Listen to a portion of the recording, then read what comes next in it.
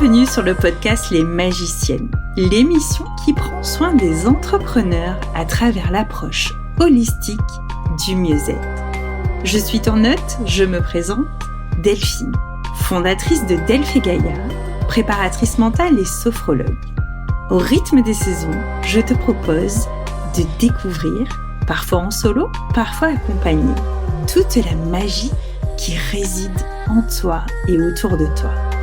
Belle écoute!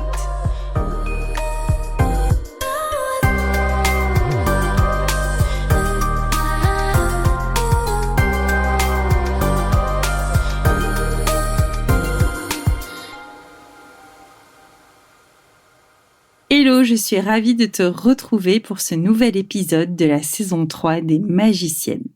Aujourd'hui, j'avais envie de te parler d'un de mes métiers, qui est donc la préparation mentale, et comment, toi, en tant qu'entrepreneur, tu peux bénéficier de la préparation mentale de ce type d'accompagnement.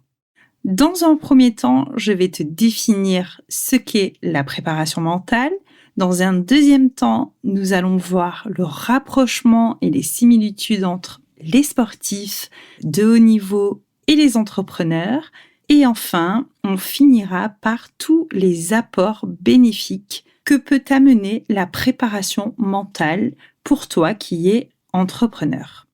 L'une des définitions que l'on retient le plus, c'est celle de Jean Fournier. C'est une définition qui date de 1998. Donc Jean Fournier était chercheur à l'INSEP. L'INSEP, c'est l'Institut supérieur du sport. Et il définit la préparation mentale comme étant la préparation à la compétition par un apprentissage d'habileté mentale et d'habileté d'organisation et dont le but principal est d'optimiser la performance personnelle de l'athlète tout en promouvant le plaisir de la pratique et en favorisant l'atteinte de l'autonomie. Cette définition est très claire et elle permet de revenir sur des mots-clés qui sont très importants pour toi de retenir. Le premier mot-clé, c'est ce but principal qui est d'optimiser la performance personnelle. Le deuxième, c'est le plaisir de la pratique. Et le troisième, c'est de favoriser l'atteinte de l'autonomie. Donc les mots-clés sont bien optimisation, plaisir, autonomie. On a un triangle parfait qui résume à merveille ce qu'est la préparation mentale et voici dans quel but elle doit être utilisée, autant par le praticien que par le consultant, c'est-à-dire celui qui vient consulter un préparateur mental ou une préparatrice mentale. Le but, c'est non pas d'être avec des stratégies qui fonctionnent pour tout le monde, mais c'est de vraiment venir optimiser sa propre performance personnelle. Le deuxième but, c'est vraiment de retrouver le plaisir dans la pratique, qu'elle soit sportive ou entrepreneuriale. Et enfin, surtout, de devenir autonome. C'est pour ça, comme toute pratique d'évolution professionnelle et ou personnelle, ce n'est pas un accompagnement que l'on garde ad vitam aeternam. On va aborder tout de suite le deuxième point que je t'ai mis en introduction, c'est-à-dire quels sont les liens finalement entre l'entrepreneuriat et les sportifs qui viennent consulter des préparateurs mentaux. Moi, j'ai nommé 3 axes. Il y en a 2 où vraiment il y a un miroir parfait et où je constate que le troisième n'est pas du tout emprunté par les entrepreneurs et ça va t'inviter à une forme d'introspection, de réflexion et je le souhaite d'action de ta part dans ton quotidien. Premièrement, on peut noter que l'on soit sportif ou entrepreneur, cette notion de pression est réelle dans une forme de quotidien. Alors peut-être pas au quotidien, mais en tout cas, lorsqu'on est entrepreneur, nous avons des objectifs à atteindre pour avoir une rentabilité au niveau de notre entreprise qui peut mettre une certaine pression. Lorsqu'on est solopreneur, par exemple, et qu'on vient juste de quitter le salariat, il peut y avoir cette première sensation de grosse pression sur les épaules pour aller chercher ses premiers salaires. Ça peut être aussi lorsqu'on est entrepreneur avec des salariés, donc une équipe, peu importe la taille de l'équipe, mais il peut y avoir cette pression de conserver les emplois et de maintenir des salaires sur du long terme. Et les sportifs ont également cette pression du résultat, de la compétition, de venir se réaliser dans leurs objectifs, dans les objectifs de leur équipe. Donc ça, c'est le premier point de similitude. Le deuxième point que moi je note, c'est l'aspect de l'entraînement, à savoir de la préparation. Un sportif, pour pouvoir aller à sa compétition et venir réaliser ses objectifs, il va devoir s'entraîner. Selon la compétition, si c'est un Olympien, il va s'entraîner pendant 3 ans, 4 ans, voire peut-être plus s'il n'a jamais été sélectionné, avant d'avoir la grosse pression de la représentation sportive ultime, à savoir les JO. Un entrepreneur, il a également dans son quotidien cet entraînement, à savoir si tu ne mets pas d'action dans ton quotidien pour aller chercher tes objectifs, atteindre tes résultats.